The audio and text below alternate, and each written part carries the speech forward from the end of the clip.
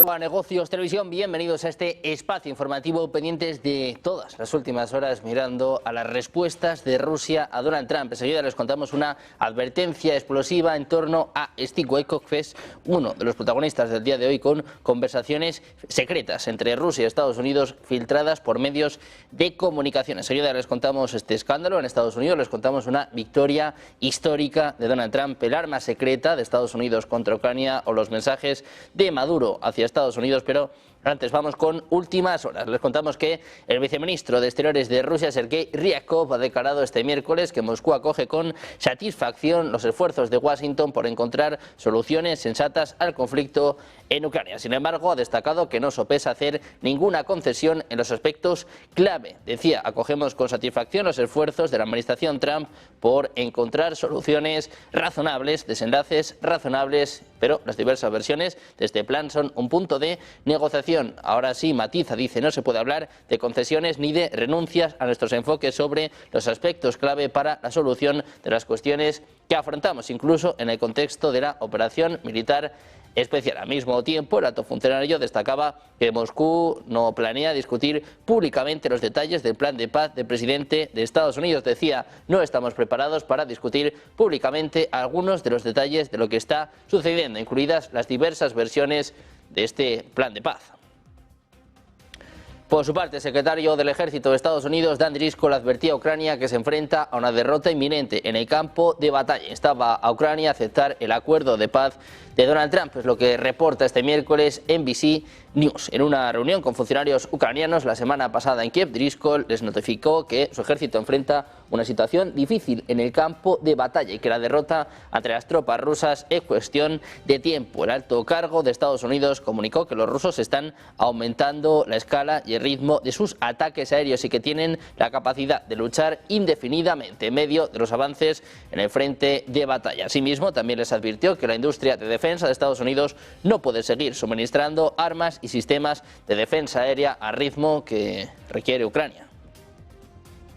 Mientras tanto, el ministro de Exteriores ruso, Sergei Ryabkov, acusaba a los países europeos de intentar socavar los esfuerzos diplomáticos de Donald Trump, rehaciendo su plan de paz para Ucrania. Acusaba a los europeos de hacer todo el ruido posible en los medios para modificar el plan de 28 puntos que contemplaba muchas demandas de Moscú. Sostiene que los puntos clave del plan de Trump se basan en los entendimientos alcanzados en Anchorage. Confía en que Washington proporciona a Moscú la versión que ellos consideren preliminar desde el punto de vista del final del consenso de ese texto con europeos y ucranianos.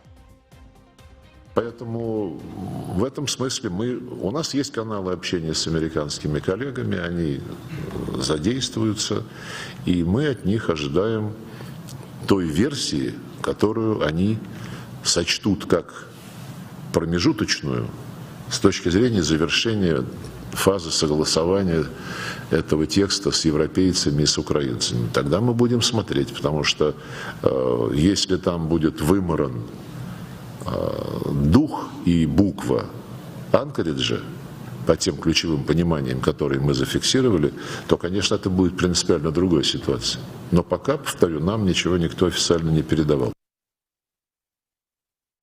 El secretario de prensa del Kremlin, Dmitry Peskov, declaraba este miércoles que es prematuro decir que el acuerdo de paz en Ucrania está cerca de su conclusión. En declaraciones a la prensa, Peskov también instaba a la cautela al evaluar las conversaciones telefónicas supuestamente filtradas, publicadas para socavar los esfuerzos de paz en curso. Decía Peskov, es indudable que habrá un gran número de personas en diferentes países, incluido Estados Unidos, que intentarán interrumpir estas tendencias para lograr un acuerdo pacífico. El secretario informaba que todavía no se ha acordado la fecha exacta de la visita a Rusia del enviado especial de Estados Unidos para Oriente Medio, Steve Witkoff. Dice que posiblemente hayan oído que Trump ha declarado su intención de enviar a Witkoff a Moscú. Dice que la fecha exacta de esos contactos la harán saber en los próximos días.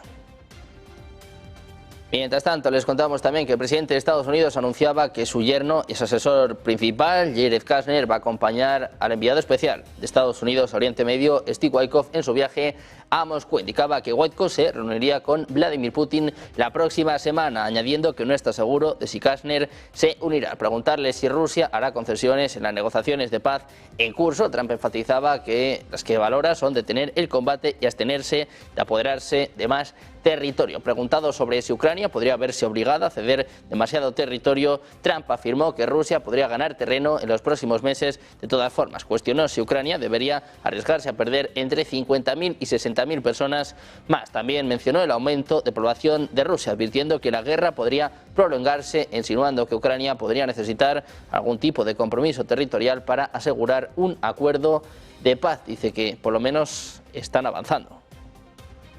They're going to keep talking. They're talking to Russia now. Steve Witkoff is going over, maybe with Jared. I'm not sure about Jared going, but he's involved in the process. Smart guy, and they're going to be meeting with President Putin, I believe, next week in Moscow. Next week in Moscow? I think so, yes.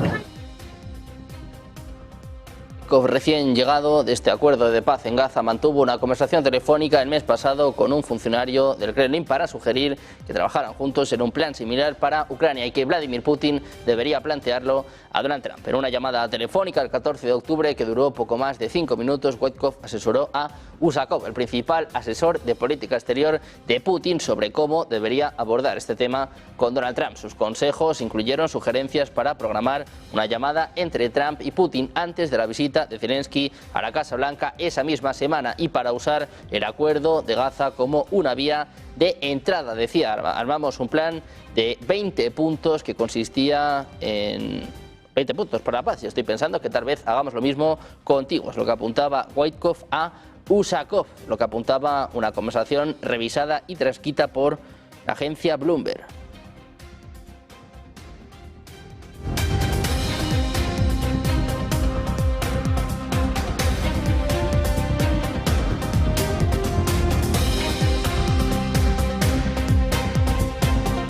Una demanda que surge tras la publicación por parte de Bloomberg de las transcripciones de sus conversaciones con Yuri Usakov. El congresista republicano Don Bacon dijo que Wojtkov está completamente del lado de Rusia y que no se puede confiar en él. Pidió que se despidiera al enviado especial diciendo que Wojtkov se ha desacreditado a sí mismo. Dice que es un agente ruso y que debería ser despedido. El republicano Brian Fitzpatrick y la demócrata Ted Lieu también calificaron la situación de grave. Acusaron a Wojtkov de traicionar los intereses de Estados Unidos. El escándalo estalló después de que se supiera que Wojtkov había discutido una posible llamada telefónica entre Trump y Putin con Usakov e incluso ofreció algunos consejos sobre cómo abordar estas negociaciones de una forma que atrajera a Donald Trump. The Telegraph señala que Wojtkov aconsejó a Usakov que colmara de elogios a Trump, lo que pone en duda todo el proceso de negociación y sugiere una excesiva cercanía a Moscú. Sky News califica a Wojtkov de tonto útil que ha aumentado el peligro para Ucrania y Europa. Dice que en circunstancias normales un funcionario así debe ser despedido por estar comprometido, pero que con Trump los escándalos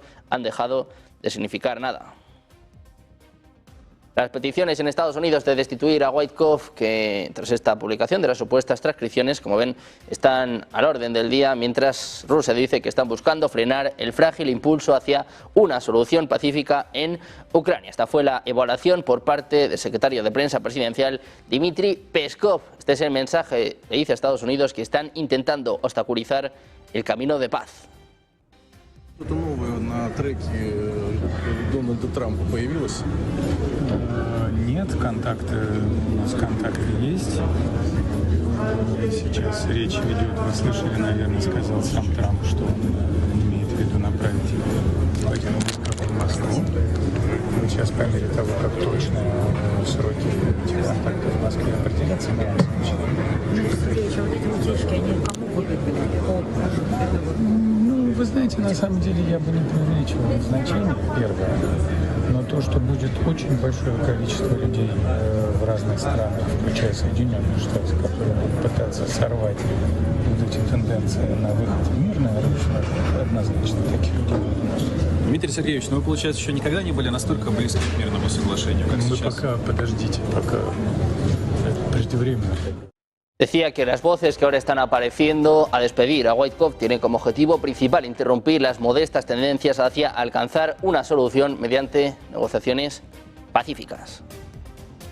Mientras tanto, el presidente de Estados Unidos decía a los periodistas que los socios europeos están discutiendo garantías de seguridad para Ucrania. Señalaba que se espera que Europa desempeñe un papel central y que los gobiernos europeos realmente quieren verlos, realmente quieren estar involucrados. Trump sugiere que Ucrania podría tener que renunciar a territorios. Do you think that Ukraine was being asked to give too much land back to Russia? I know at one point you said they shouldn't have to give any back. It's really up. Look, the way it's going, if you look, it's just moving in one direction. So eventually that's land that over the next couple of months might be gotten by Russia anyway. So do you want to fight and lose another 50, 60,000 people? Or do you want to do something now? In some cases, the land is going in the other direction. So they're negotiating, they're trying to get it done. You want to have a border, you can't have a border that goes through a highway or a border that goes through the middle of a town, so it doesn't work. So it's a long, complicated process, and very sad because so many people.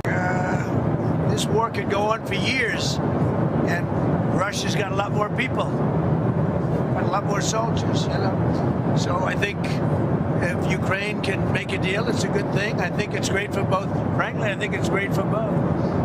But Ukraine's got it's much smaller. It's a much smaller group of people.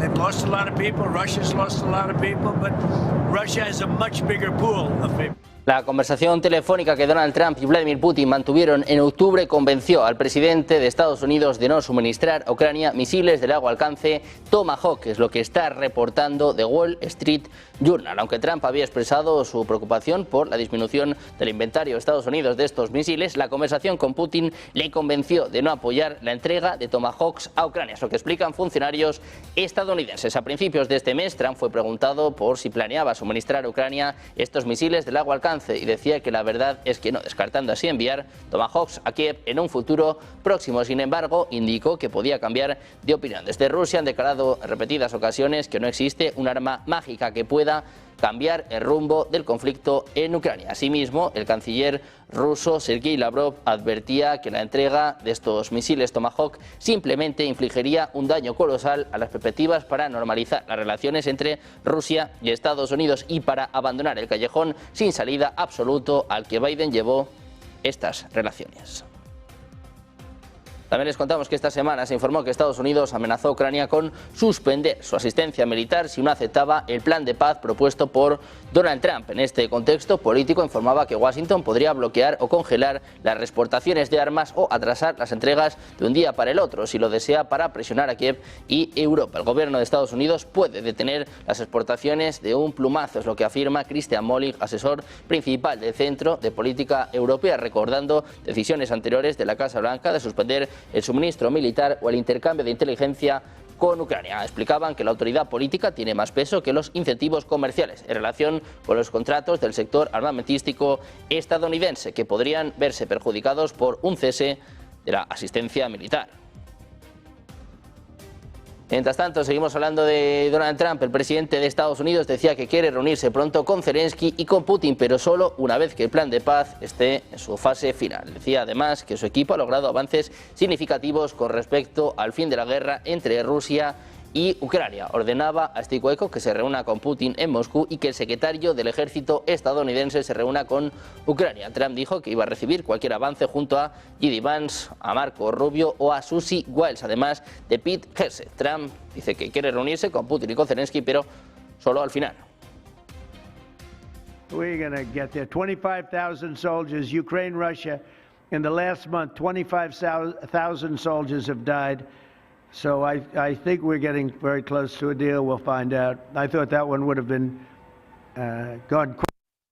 Now we have a good result from Geneva and from the meetings and talks that took place there. Ukraine has the framework developed by our teams in Geneva.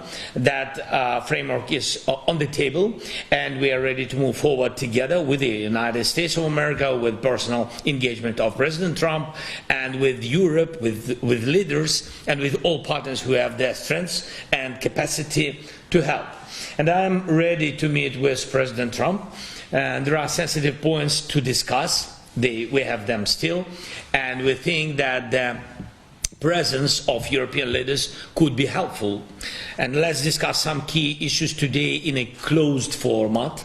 But we must also not lose sight of reality. Russia's war against us is not in the past, it's happening every single day.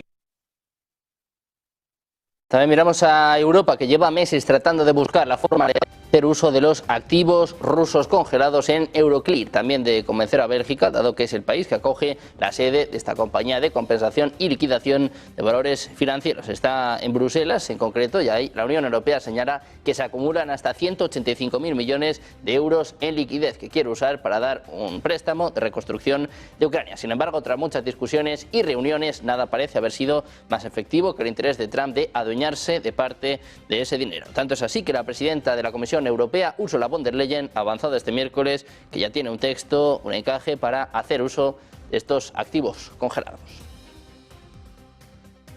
Pendientes de los mensajes por parte de Europa, el foco puesto en las últimas horas acerca del Tres Islas con alerta en las Naciones Unidas. Vamos a hacer una pausa, 2 minutos, enseguida la información en Negocios Televisión.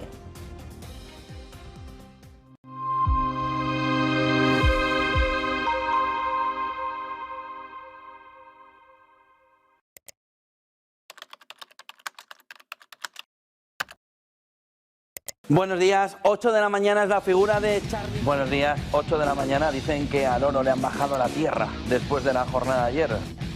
Seguimos en Negocios Televisión. Mañana continuamos en Negocios Televisión. Sean bienvenidos de nuevo a Negocios Televisión. Negocios Televisión. Sobre todo intentando ver lo que Europa está poniendo encima de la mesa en esos ejercicios militares.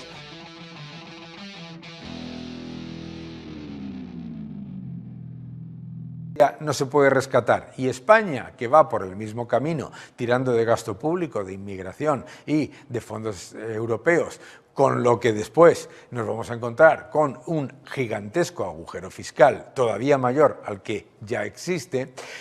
¿Qué es lo que sabemos? Lo que sabemos es que eso no se puede rescatar. Grecia se podía rescatar, Francia no se puede rescatar, España tampoco. Es la de Macron, Francia al borde del colapso. No vivía un movimiento de salida de tantas mociones de censura contra los primeros ministros que va poniendo uno detrás de otro, van cayendo.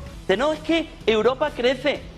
¿Qué va a crecer Europa? Si lo que hace es endeudarse. Y ahora que ya tienes todo el modelo al borde del colapso y que ve la élite que la situación ahora mismo es dramática, que le está diciendo una parte de la población, vamos a las calles. Vamos a las calles. ¿Qué es lo que ya definitivamente termina por controlarlos a todos, por observarlos a todos, por tenerlos a todos en el punto de mira? El anillo de Sauron en el entorno europeo, el euro digital. A partir de aquí, se finí. El gobierno de turno le está diciendo, vivimos mejor que nunca. Dicen, vivirás tú, que estás en tu palacio. Pero no nos tomes el pelo. Es que el presidente del gobierno gana poco dinero. Los cojones. Gana un dineral. Porque si gana 90.000, 100.000 euros, más un chalet de 15.000 euros, más el Falcon cuando quiere, más un helicóptero, más para ir a Benicàssim, más las vacaciones en Marruecos, ¿cuánto gana la casta política? Y encima se ríen de nosotros. ¿Que gana poco el presidente del gobierno? Los cojones. ¿O que gana poco? La propia sociedad israelí es bastante más heterogénea de lo que nosotros pensamos. Nosotros yo creo que a veces tendemos a pensar que un israelí es un judío y no, realmente empiezas a escarbar y ves que es mucho más heterogéneo de lo que nosotros podemos pensar.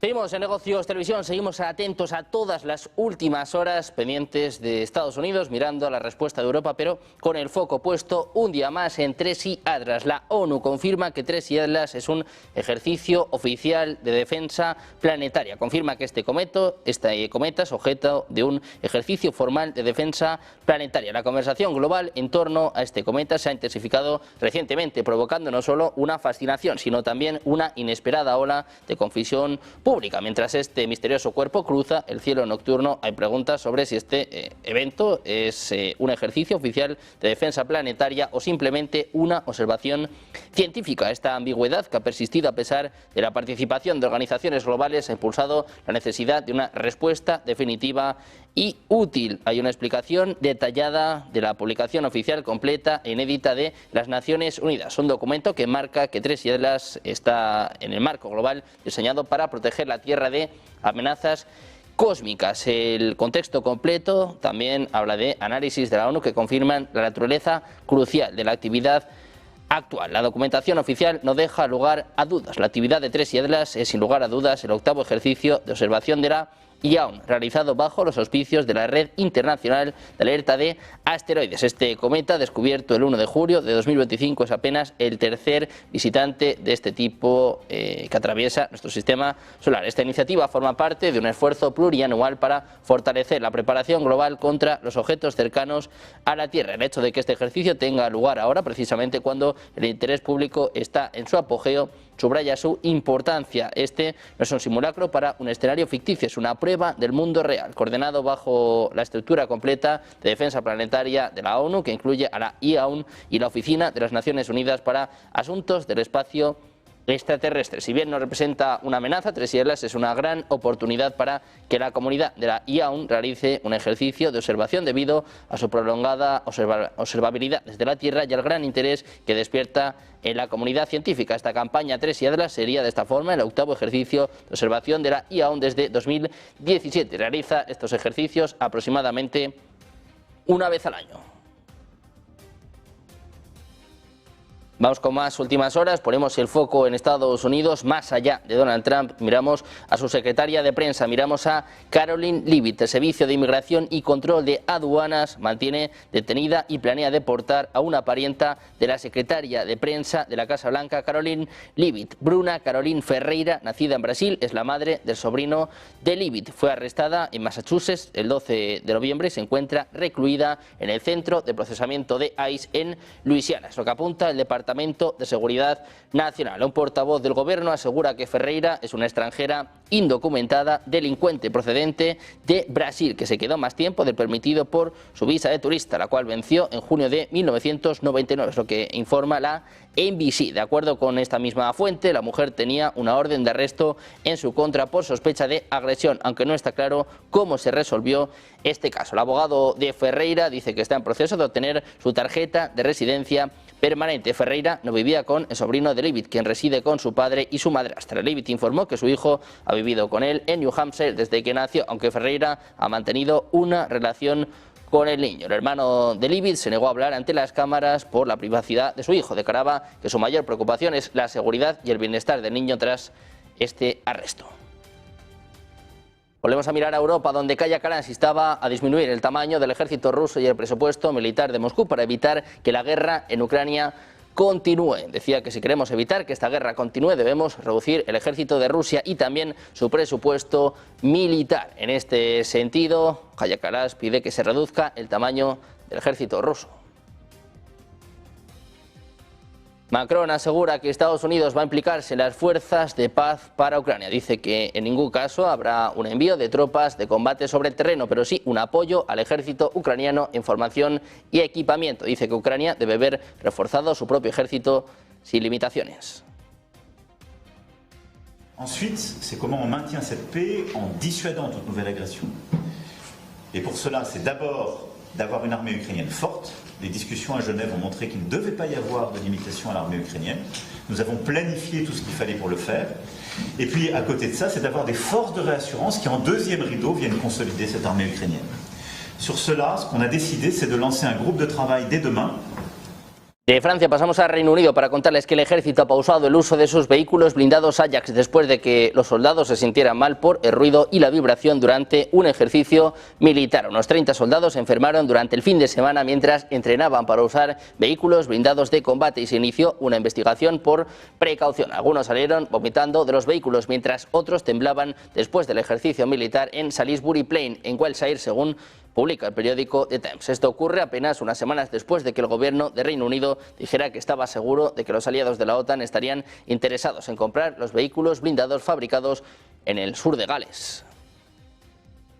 El presidente de Rumanía, Nicus Orban, aseguraba este miércoles ante el Parlamento que Rusia está llevando a cabo una guerra híbrida contra su país, basado en ciberataques, campañas coordinadas de desinformación y También decía que esto va a suceder en los próximos 5 años. El documento aprobado con amplia mayoría en la Cámara, con 314 votos a favor, 43 en contra y 3 abstenciones, alerta de un entorno regional inestable marcado por la guerra en Ucrania. Dan sostuvo que Rusia busca erosionar la democracia y el Estado de Derecho en Rumanía. Dice que la guerra que tienen al lado y la guerra híbrida que Rusia libra contra Rumanía y muchos países europeos les lleva a presenciar ciberataques, campañas de desinformación y presiones sobre la democracia y el Estado de Derecho.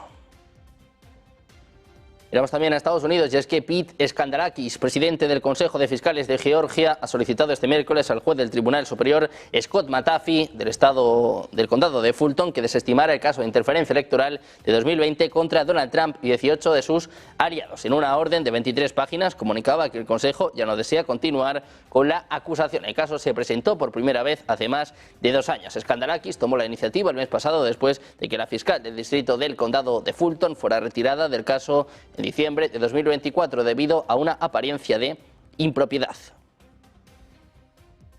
Mientras tanto, el presidente de Estados Unidos habla de la situación en Washington, D.C., apunta también a Chicago, dice que se están terminando los asesinatos.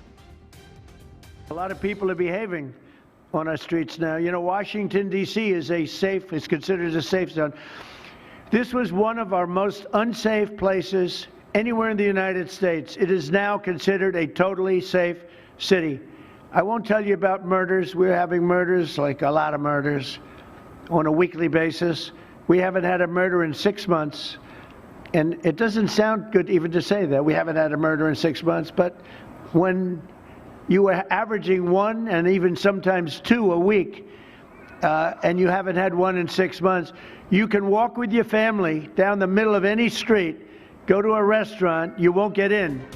El radar de Estados Unidos en torno a las complicidades internacionales del chavismo, que se amplía a medida que crece la presión de Donald Trump sobre Nicolás Maduro, catalogado oficialmente como terrorista por el Departamento de Estado desde este lunes. La dirección de las investigaciones se dirige en varios casos de forma específica a España. La búsqueda de vínculos con Caracas alcanza a José Luis Rodríguez Zapatero, pero también al ministro socialista José Bono, cuyas actividades en Venezuela están siendo igualmente objeto de escrutinio desde hace meses por parte de las autoridades norteamericanas. En España no solo se mira a Zapatero, pero decía que nadie lo hace hacia Bono. En Estados Unidos miran a uno y a otros, lo que apuntan fuentes jurídicas conocedoras del proceso que afecta a Hugo El Pollo Carvajal. Confirman a Voz Populi que las relaciones entre el exministro de Defensa con la cúpula bolivariana forman también parte de las pesquisas activadas a partir de las declaraciones efectuadas por el exjefe de la inteligencia militar chavista ante la Corte del Distrito Sur de Nueva York. En consecuencia, y como en el caso del expresidente del gobierno, las autoridades del país han solicitado información en España dirigida a cotejar datos vinculados a operaciones en Venezuela que también afectarían a José Bono.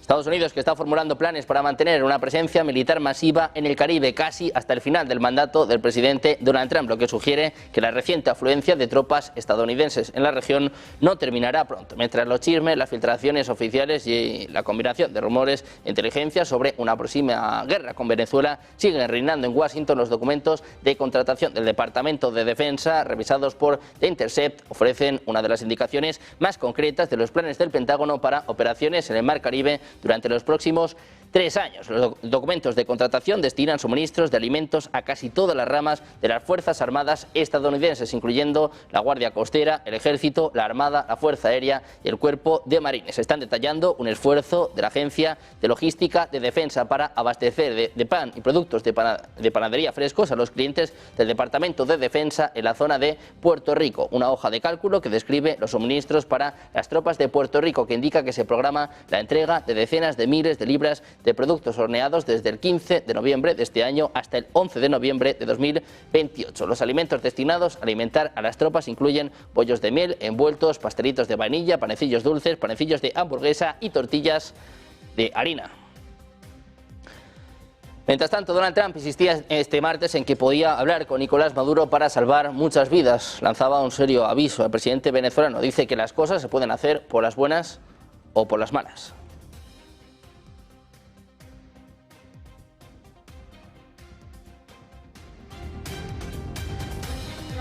Lo que hagan, como lo hagan, donde lo hagan, no van a poder con Venezuela. Somos invencibles.